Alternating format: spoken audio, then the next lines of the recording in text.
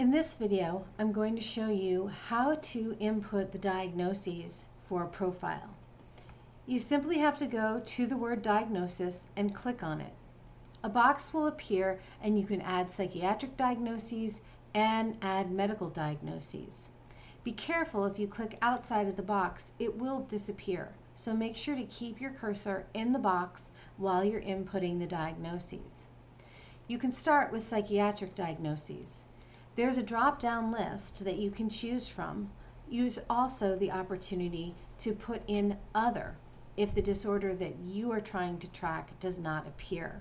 So for this particular person, we're going to start by saying that they have been diagnosed with ADHD and that they were diagnosed with that in 2019, but it's not current because a subsequent diagnosis came instead.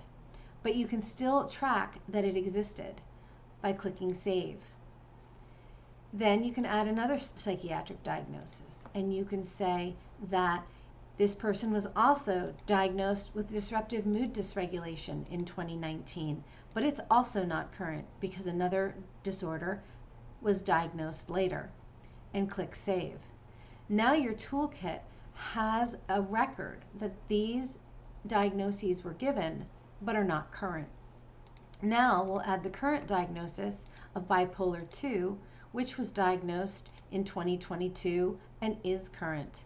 We leave that box checked.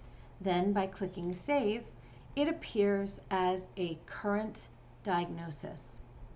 We can also add medical diagnoses. For example, we can say that this person was diagnosed with a food allergy in 2019 as well, and that is still current. That can be saved as a medical diagnosis. We can also add a medical diagnosis of thyroid disease, which is often very common in bipolar disorder. We can say that this was also diagnosed in 2022 and is current, and click Save. When you're all finished, all you have to do is click Close, and now those diagnoses will appear anytime you click on the diagnoses word. At any point, you can go in and edit these diagnoses, change the dates, make them not current, or simply delete them. In the next video, we'll talk about adding medications.